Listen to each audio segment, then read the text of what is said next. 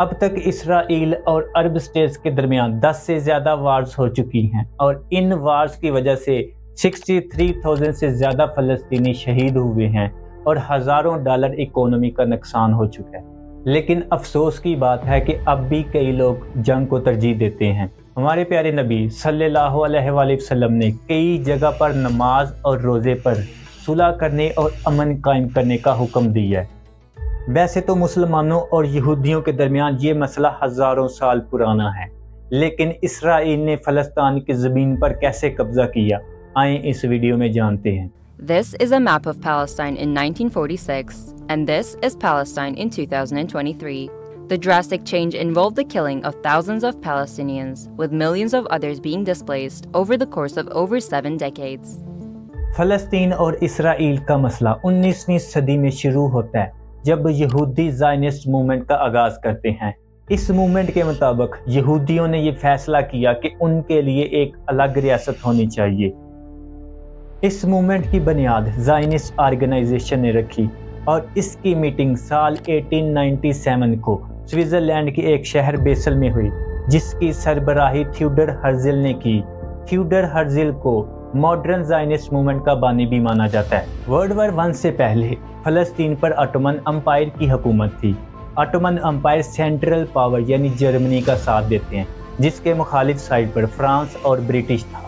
World war 1 बरतानिया जीत जाता है, जिसकी वजह से फ़लस्तीन अब बरतानिया की कॉलोनी बन जाती है। वर्ल्ड वार 1 के दौरान ब्रिटिश नवंबर 2, 1917 को एक स्टेटमेंट जारी करती है। इस स्टेटमेंट को बेलफोर डिक्लेरेशन कहते हैं। इस स्टेटमेंट के मुताबिक ब्रिटिश यहूदियों के लिए एक अलग रियासत बनाने के क़याम के हक़ में हैं और इसके लिए वो कोशिश करेंगे, और ये वाज़िया तौर पर समझा जाता है कि शहरी और मजहबी हकूक़ को किसी किस्म का नुकसान नहीं होगा। ब्रिटिश के इस स्टेटमेंट की वजह से हज़ारों तादाद में यहूदी फ़लस्तीन में आना शुरू हो गए, जिसकी वजह से ये मसला पहले से मज़ीद ज़ोर पकड़। वर्ल्ड वार 2 के अख्ताम पर यूनाइटेड नेशन बनती है और कॉलोनियलिज्म का कॉन्सेप्ट ख़त्म हो जाता है और यूनाइटेड नेशन एक रेजोल्यूशन पास करती, जिसके मुताबिक यूनाइटेड नेशन फ़लस्तीन की डिवीज़न के लिए एक प्लान पेश करती है, जिसे United Nation partition plan for फ़लस्तीन कहते हैं। इस प्लान के मुताबिक फ़लस्तीन को 3 हिस्सों में डिवाइड किया जाएगा: फ़लस्तीन, इसराइल और जेरूसलम। जेरूसलम को इंटरनेशनल लॉ के मुताबिक united nation trusteeship council control करेगी। United nation trusteeship council UN का ऐसा आर्गन है जो डिस्प्यूटेड एरिया को कंट्रोल करता है। इस प्लान को यहूदियों ने कबूल किया, जबकि अरब स्टेट ने इसे रिजेक्ट कर दिया। ब्रिटिश के जाने के एक दिन बाद 15 मई 1948 को यहूदी अपनी आज़ादी का ऐलान करते हैं और अपने आप को एक अलग रियासत का नाम देते हैं, द स्टेट ऑफ इसराइल। और उसके अगले दिन 16 मई 1948 को अरब स्टेट और इसराइल के दरमियान पहली जंग होती है, जिसे वार ऑफ इंडिपेंडेंस भी कहते हैं। अरब कंट्रीज में इजिप्ट, जॉर्डन, लिबानान, इराक और सीरिया शामिल थे। इस वार में इसराइल की जीत होती है, जिसकी वजह से फ़लस्तीनियों को काफ़ी नुकसान होता है। इस वार का खात्मा आर्मिस्टिस एग्रीमेंट से होता है। इस एग्रीमेंट के मुताबिक इसराइल और फ़लस्तीन के दरमियान एक टेम्पोरेरी सीज फायर बना दी जाती है और गाज़ा इजिप्ट कंट्रोल करता है, जबकि वेस्ट बैंक जॉर्डन कंट्रोल करता है।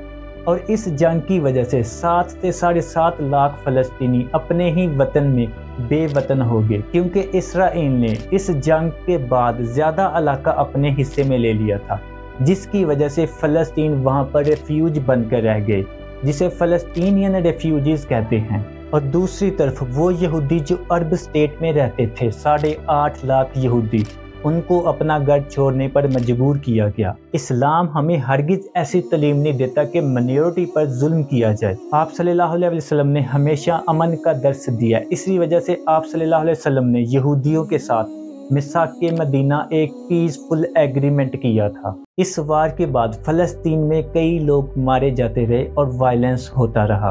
5 जून 1967 को अरब स्टेट और इसराइल के दरमियान तीसरी बड़ी जंग होती है, जिसे 6 डे वार कहते हैं। इस वार को जून वार भी कहते हैं। और कुछ ही दिनों में इसराइल अरब स्टेट, इजिप्ट, जॉर्डन और सीरिया को हरा देता है।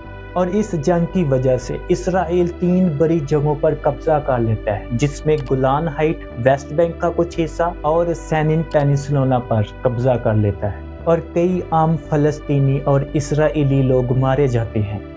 1973 को इसराइल और अरब स्टेट के दरमियान चौथी बड़ी जंग होती है, जिसे यौम किपुर वार कहते हैं। इस वार को अक्टूबर वार भी कहा जाता है। यौम किपुर को द डे ऑफ एटोनमेंट कहते हैं। यहूदियों के नज़दीक ऐसा खुसूसी दिन जिसमें वो अपने रब से मगफरत मांगते हैं। यहूदियों के मुक़द्दस दिनों के दौरान इजिप्ट और सीरिया ने इसराइल पर हमला किया और ये हमला शुरू में कामयाब रहा, जबकि इस वार के दौरान यूएसए ने इसराइल का साथ दिया, जबकि यूएसएसआर ने अरब स्टेट का साथ दिया।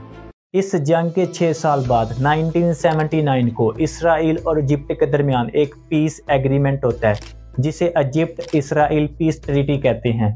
ये agreement Egypt president Anwar Sadat और इसराइली प्रेसिडेंट मेनेचम बेगिन के दरमियान होता है और इस एग्रीमेंट में president of USA Jimmy charter witness बनते हैं। और इस पीस एग्रीमेंट की वजह से सैनी पेनिनसुला, जो कि इजिप्ट का हिस्सा होता है, उन्हें वापस कर दिया जाता है। इस पीस ट्रीटी के 2 साल बाद अक्टूबर 6, 1981 को अनवर सदात को अपनी ही आर्मी के कुछ सिपाही कत्ल कर देते हैं।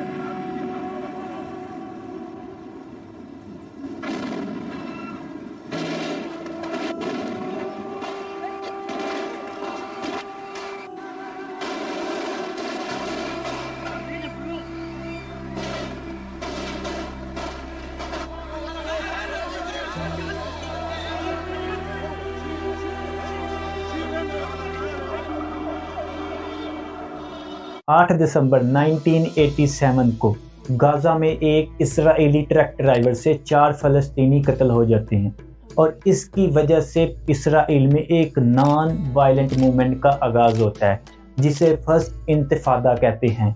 इसे ग्रेट अपराइजिंग भी कहते हैं। ये non violent movement Aahista Aahista पूरे इसराइल में फैल जाती है। इसमें फ़लस्तीनी बाइकआउट करते हैं, स्टोन थ्रोइंग करते हैं और स्ट्राइक से मदद लेते हैं।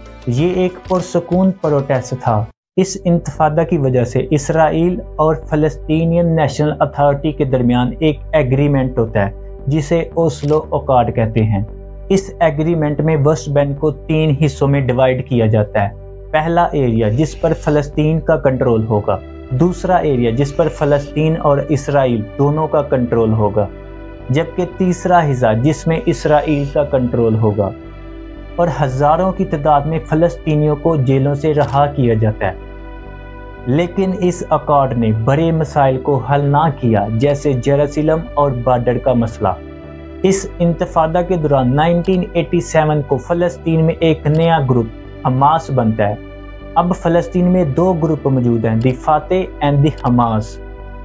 हमास ऐसा ग्रुप है जो फ़लस्तीन को ख़त्म करना चाहता है, जबकि फातेह ऐसा ग्रुप है जो इसराइल और फ़लस्तीन को 2 अलग रियासत में देखना चाहता है। फातेह अमन पसंद है, जो कि बातचीत पर यकीन रखता है, जबकि हमास लड़ाई को पसंद करता है। 2007 में फातेह और हमास के दरमियान लड़ाई होती है, जिसकी वजह से हमास गाजा पर कंट्रोल कर लेते हैं। अब गाजा पर फातेह का कंट्रोल होता है, जबकि वेस्ट बैंक पर द फातेह का कंट्रोल होता है। सितंबर 2000 में इसराइली अपोजिशन लीडर एरियल शेरोन मस्जिद अक्सा का विजिट करता है, जिसकी वजह से दूसरा इंतफादा शुरू होता है। इस इंतफादे को अल अक्सा इंतफादा भी कहते हैं, जो 2000 से 2005 तक रहा। इस इंतफादा की दूसरी बड़ी वजह ओस्लो अकॉर्ड का फेलियर था।